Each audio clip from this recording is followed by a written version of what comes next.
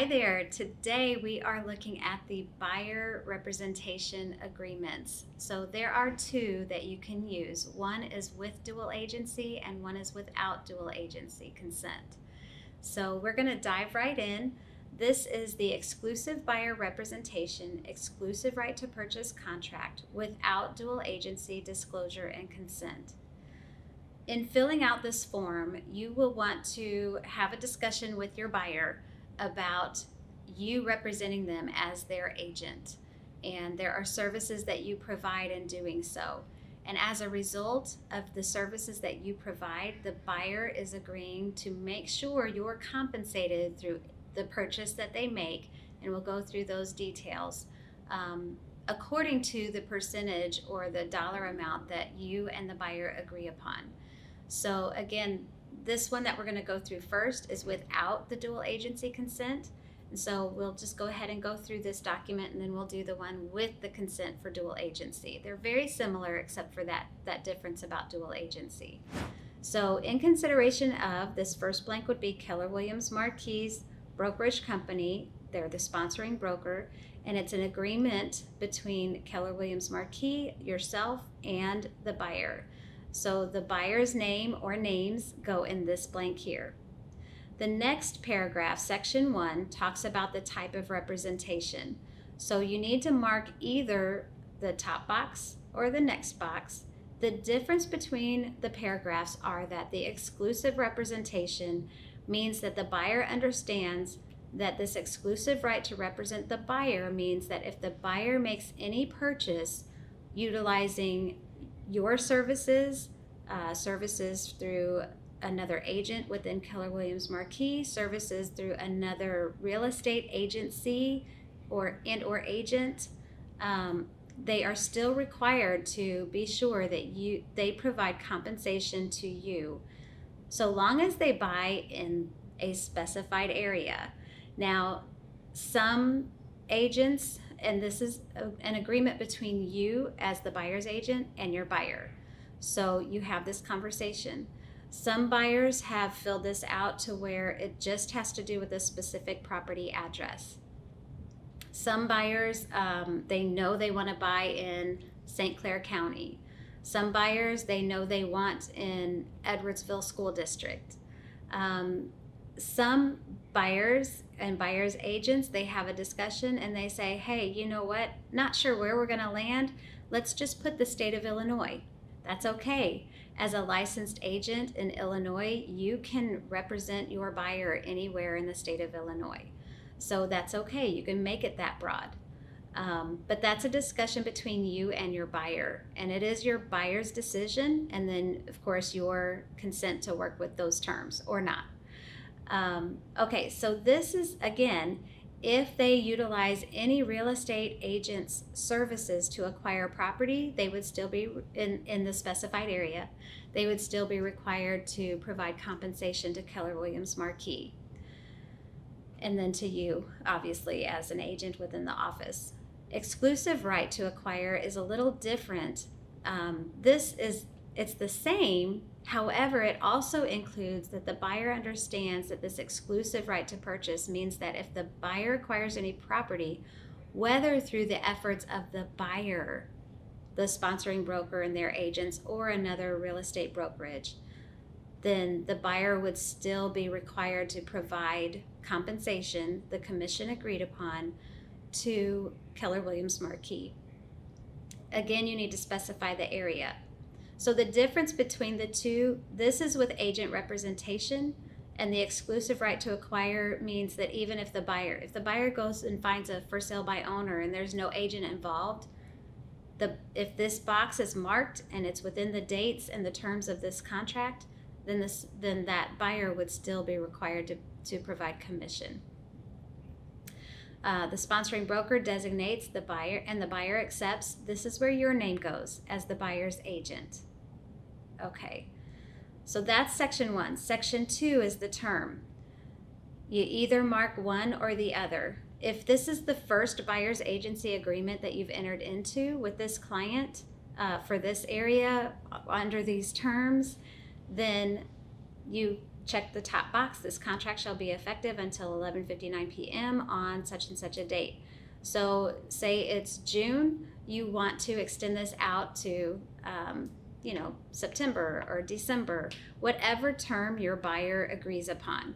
So you'll want to include that date here. And then if within blank number of days after the termination, the buyer purchases any property to which the buyer was introduced to by the buyer's agent, then the buyer agrees to pay the sponsoring broker the compensation provided for. This is similar to the listing agreement. If you recall, there was the number of days that the seller has to pay commission.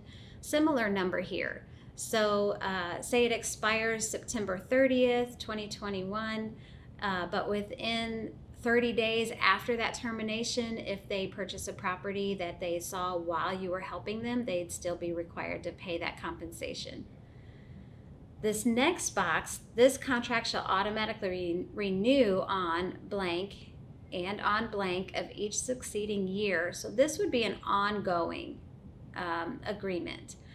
This box typically isn't checked. However, it could be. If you have an ongoing relationship with somebody who continually invests in property, then you may want to discuss this box instead of this paragraph instead of this one. But typically it's the top paragraph that's utilized for regular residential buyer representation. Your buyer's designated agent duties are listed here. So please review those, study them, go through them, know your duties as a buyer's agent. As a designated agent, you need to help the buyer identify properties that fit the criteria that they're looking for by utilizing the MLS. You need to arrange for inspections or help the buyer identify the properties that are appropriate for them, to advise the buyer of pricing comparable properties, assist the buyer in negotiation of all contracts for the acquisition of the property, and then provide reasonable safeguards for confidential information that the buyer discloses to the buyer's designated agent. You can write in other services here. If there's something else the buyer requests, that would be a discussion between you and your buyer.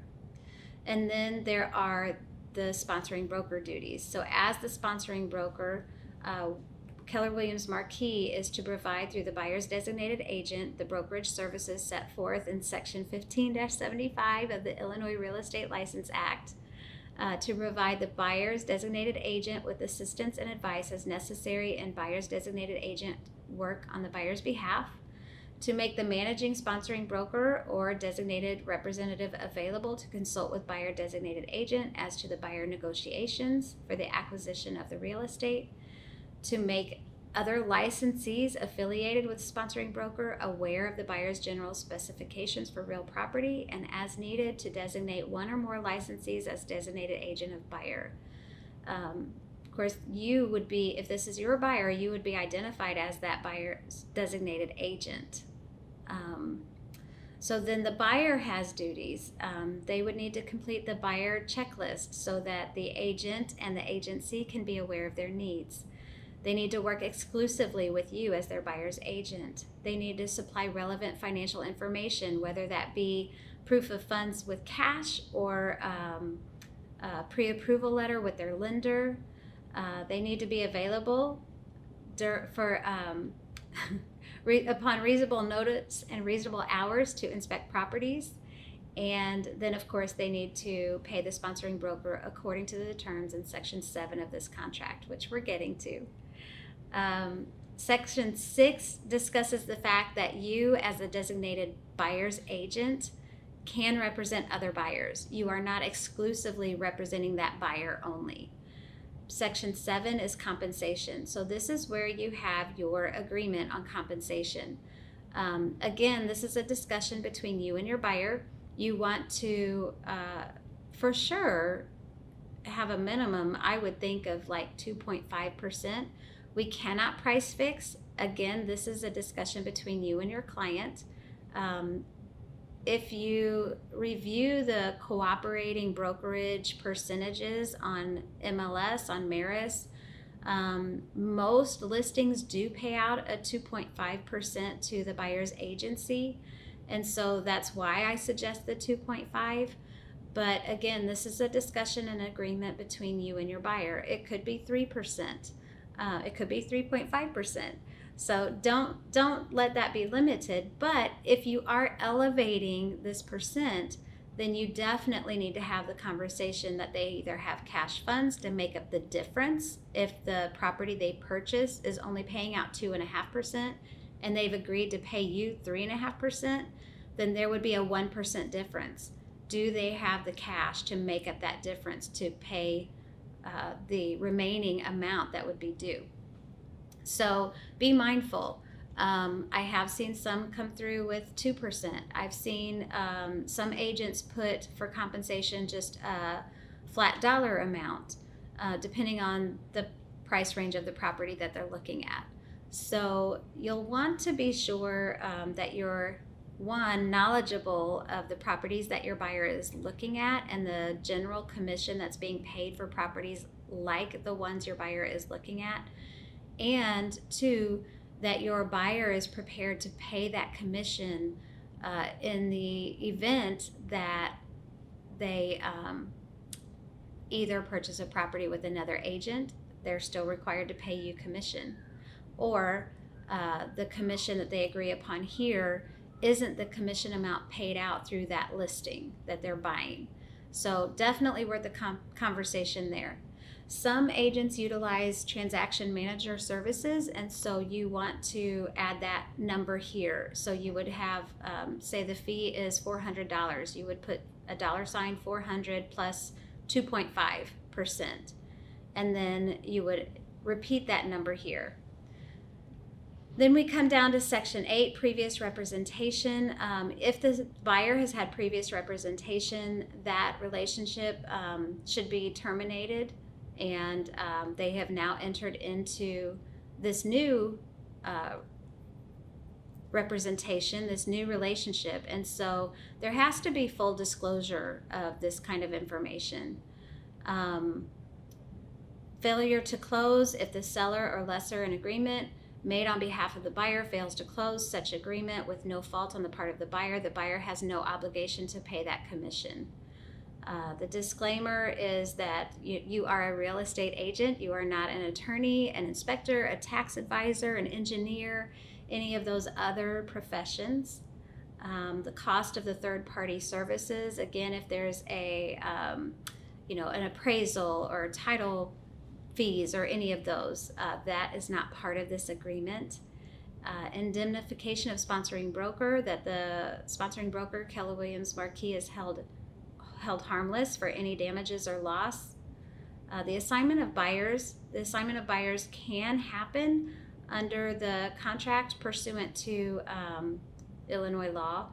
And then non-discrimination, of course, we hold a non-discrimination policy across our agency. Of course, through the fair housing laws, we abide by those strictly. Modifications have to be done in writing. Any kind of an amendment must be done in writing and signed by all parties and agreed upon. Electronic signatures are perfectly fine. And then recording within the property. So this paragraph here talks about the ability to take pictures or video while showing property. We must have the seller's approval to take photographs during a showing appointment or to video during a showing appointment. If you're live videoing during a showing and you haven't gotten that seller's permission, then you are in violation. So please be sure that you inform your buyer that you need to get permission from the seller for the buyer to take pictures, to take a video, or to do a video call during the showing. Entire agreement, of course, buyer signs, buyer's address, and the date. I sign as the sponsoring broker, and then you've got the office phone number. You don't need to put my phone number here, and the date. And then down here is that the buyer agrees that the sponsoring broker company is authorized to represent, and that the buyer gives consent for the use of the buyer's phone number to contact them, text message them, email them, whatever it is. So their information here and their signature here that they are okay with us communicating with them by text, phone call, email. So that is the no dual agency. The exclusive buyer representation with the dual agency disclosure and consent included is the same agreement. So I'm not going to go through all of that information again, but it's the same agreement except that it does have this discussion of dual agency. So we're going to flip down to what a licensee can and cannot do under dual agency. Again, like we discussed under the listing agreement, as a dual agent, you will communicate with all clients honestly. You will provide the data, the marketing information. You will not interject your personal opinion. You will not advise your client on what you would do, and you would not disclose any confidential information about the buyer to the other party or about the seller to the buyer. Those identifiable lists of things you can and cannot do as a dual agent are here, and you do need to have that discussion with your buyer. You ask them if they are okay with you working as a dual agent. If they are, then they go ahead and they initial this form and date it here. The rest of this form, again, is a repeat of the other form. It just has the dual agency disclosure within this agreement. So those are the buyer agency forms. Come down, it's the same exact with the signatures and then the communication verification. So again, you want to have this discussion with the buyer about buyer's agency, buyer's representation, and buyer agent or agency compensation. That you would work that your buyer would work exclusively with you and not with another agent, and that they would be willing to provide a commission to you for your work for them. If you have any questions, contact myself, Tina, Pam. We are here for you. Make it a great day.